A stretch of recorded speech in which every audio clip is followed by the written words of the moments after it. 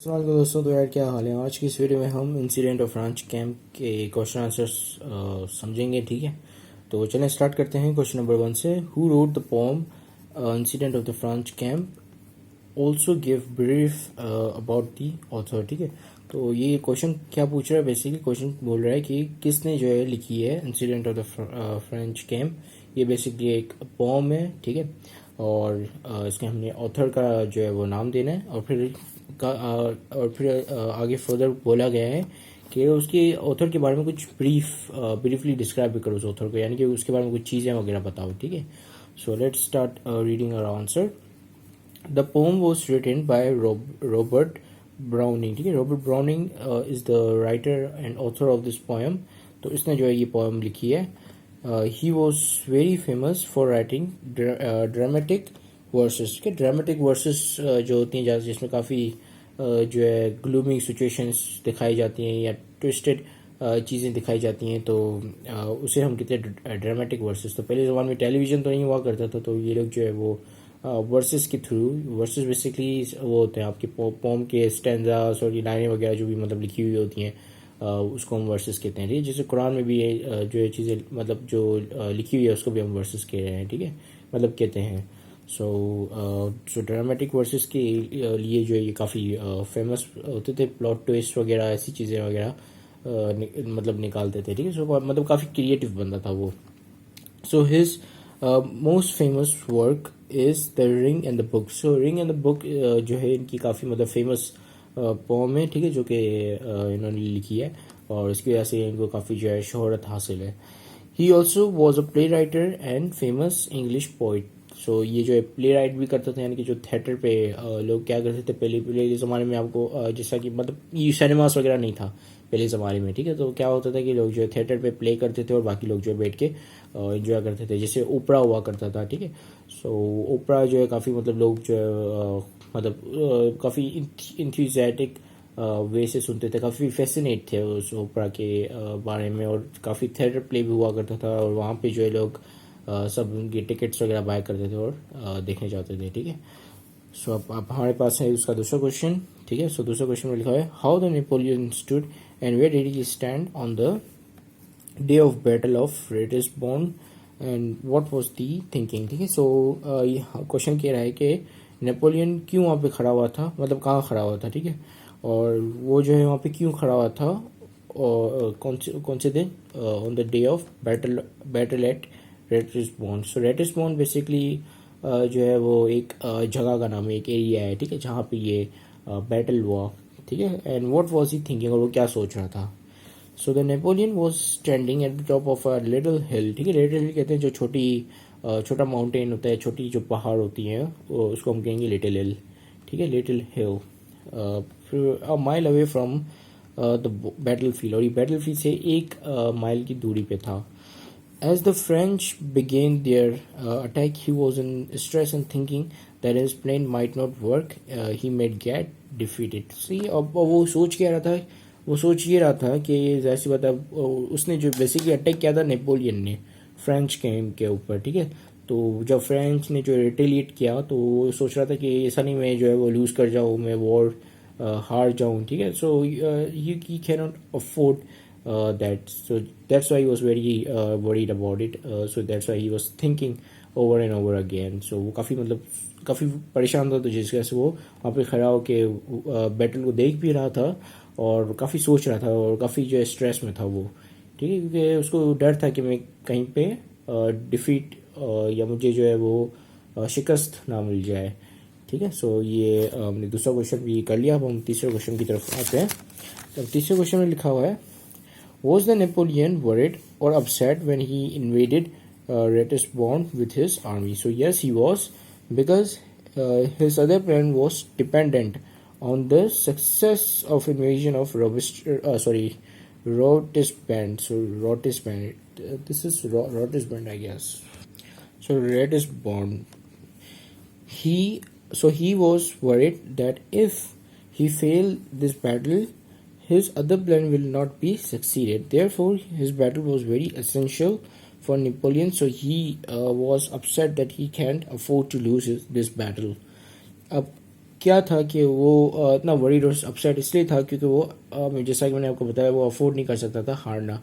तो उसको किसी भी हालत में, किसी भी सूरत हाल में उसको जीतना था, क्योंकि उसके जो दूसरे प्लान्स थे वो डिपेंडेंट थे इसके ऊपर। यानी कि अगर ये जीतता है तो वो दूसरे प्लान बना सकेगा, अगर वो नहीं जीतता या उसको सक्सेस नहीं होती इस बैटल में तो वो दूसरे बैटल भी लूज कर जाएगा। ठीक है, सो उसकी एक चीज़ जो है दूसरी चीज़ों से लिंक्ड है और वो तो तमाम चीज़ें जो है इस चीज़ पर डिपेंड करनी है। तो जिसकी वजह से वो काफ़ी स्ट्रेस में था, काफ़ी वरीड था और इसके लिए जो बैटल है काफ़ी इंपॉर्टेंट था। एसेंशियल बेसिकली कहते हैं इंपॉर्टेंट को। ठीक है, सो इसके लिए ये बैटल काफ़ी इंपॉर्टेंट था।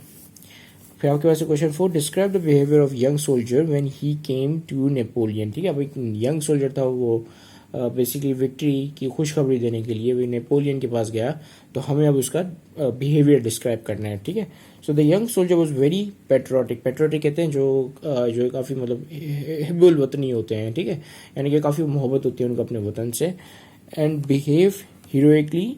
He was badly wounded. Wounded कहते हैं इंजर्ड को, बंदा मतलब कि जख्म वगैरह, मतलब काफ़ी जो है वो अब यहाँ पे लिखा है बैडली वुंडेड, तो इसका मतलब कि वो काफ़ी उसकी जो मतलब कंडीशन थी वो काफ़ी सीवियर थी, यानी कि वो मतलब हार्डली सर्वाइव कर पा रहा था। ठीक है, और वो काफ़ी मतलब उसको चोंट वगैरह काफ़ी आई हुई थी और उसको हो सकता है कि ब्रूसेस वगैरह और जो है कट्स वगैरह आए हों। जाहिर सी बात है, पहले तो जो जंगें वगैरह हुआ करती थी वो तलवारों से और तीर कमानों से हुआ करती थी। तो जो है तो इंजरी जो है वहाँ पे अकर्ड होती थी वो काफ़ी मतलब पेनफुल हुआ करती थी। ठीक है, क्योंकि अगर गन शॉट लगता है, अगर डायरेक्ट हेड शॉट लगता है तो बंदा जो ऐसी वक्त बगैर पेनलेस, मतलब पेनलेस उसको डेथ मिल जाती है, विच इज ब्लेजिंग। ठीक है, ये ब्लेजिंग है, पेनलेस, पेनलेसली मरना। ठीक है, सो आगे पढ़ते हैं। Wounded as his chest was shot twice. उसके जो चेस्ट पे 2 दफ़ा हो सकता है कि तीर कमल लगा था या तलवार से कट लगा था। Despite all of his injuries, he didn't stop and came towards Napoleon to tell him about the good news that they had won the battle. ठीक है, डिस्पाइट कहते हैं इन चीज़ों के बावजूद भी। ठीक है, उसको मतलब इतना वो वुंडेड था वो बंदा और इतना मतलब पेन में था, और इन चीज़ों के बाद भी, डिस्पाइट ऑफ कहते हैं इन चीज़ों के बाद भी, उसने जो है वो मतलब रुका नहीं, वो नेपोलियन की तरफ गया उसको खुशखबरी देने के लिए। ठीक है, सो ये चौथा क्वेश्चन भी हमने एक्सप्लेन कर लिया। अब हम आते हैं आपके 5वें क्वेश्चन पे। Why the Napoleon Joy was faded away. Faded away का मतलब होता है वैनिश्ड अवे, यानी कि चला गया, ख़त्म हो गया। ठीक है, जाहिर सी बात है उसने खुशखबरी सुनी और उसको काफ़ी मतलब जॉयफुल रहा, लेकिन उसका अचानक से जो खुशी थी वो ख़त्म हो गई। ठीक है, सो अब हम वो जानते हैं कि वो क्यों हुई। When the young soldier told the Napoleon about the victory of Ratisbon battle, his heart filled up with joy as the emperor was worried that he may lose. But all of the sudden, all of his joy vanished away as he looked the wounds of the young soldier as he was severely wounded.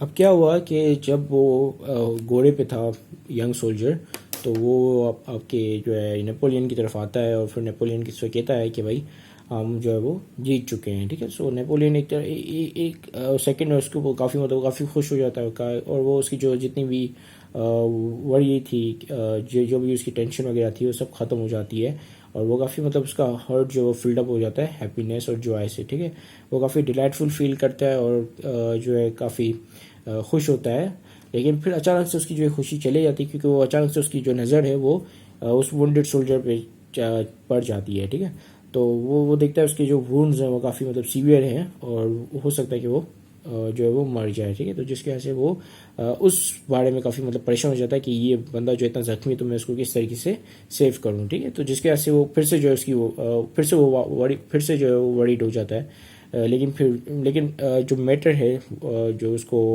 Worry cast कर रहा है वो different है इस वक्त। ठीक है, क्योंकि अब वो उसको विक्ट्री हो चुकी है, लेकिन वो स्टिल वरी है क्योंकि वो सोल्जर जो है काफ़ी ज़ख्मी है। ठीक है, तो चलिए अब हम नेक्स्ट क्वेश्चन में मूव ऑन करते हैं। Describe the tragic death of the young soldier. अब यंग सोल्जर की जो किस तरीके से वो जो है उसकी डेथ हुई वो हमने डिस्क्राइब करनी है। ठीक है, so the young soldier was on his horse and severely wounded as he was shot twice on the chest. He was so patriotic that he wanted to tell the good news by himself to the emperor. So he, अच्छा empire कौन, Napoleon, ठीक है. So he came rushing towards the Napoleon and told the news, but Napoleon जो है was fretted as he saw the injuries of the young soldier. So he inquired about his wounds. The young soldier told him that he do not want to be wounded, and he put a smile on his face. उसने जो है मुस्कुराया, अपने चेहरे पर मुस्कुराहट जाहिर की, ठीक है. And told the Napoleon that he was killed, ठीक है, और उसके बाद वो मर गया. अच्छा, तो बेसिकली ये जवाब क्या है कि इसमें कह रहा है कि वो जो अपने घोड़े पे आ रहा था और वो काफ़ी सीवियरली वुंडेड था, यानी कि काफ़ी ज़ख्मी हालत में था, मतलब समझो वो मरने की हालत में था, ठीक है. और क्योंकि उसको जो है चेस्ट पे काफ़ी जो है मतलब काफ़ी ख़राब 2 दफ़ा वो शॉट हुआ था. हो सकता है कि उसको तीर कमान लगाओ या सोट से किसी ने जो है उसको कट्स मतलब काट दिया उसका चेस्ट वगैरह, ठीक है. सो वो काफ़ी पेट्रोटिक था, तो जिसकी वजह से वो खुद जो है जाके बताना चाह रहा था कि मैं अपने एम्पायर को बताऊं कि हम लोगों की जो है विक्ट्री हो गई है. तो वो गया अपने एम्पायर के बाद और उसको बताया कि भाई हम जो है जीत चुके हैं, और उसकी जो है जितनी भी वरीनेस थी या वो उसकी जितना भी स्ट्रेस था सब रिलीज़ हो गया, ठीक है. और उसके बाद लेकिन फिर से उसको स्ट्रेस आ गया कि उसने उसकी इंजरीज देख ली, और उसके बाद उसने इंजरीज़ के बारे में पूछा कि भाई क्या हुआ है, तुम ठीक तो नहीं हो, ठीक है. तो उसने इंक्वायरी की. अब इंक्वायरी करने के बाद जो है सोल्जर कहता है कि भाई मुझे वुंडेड होना पसंद नहीं है, I would prefer to be killed, ठीक है.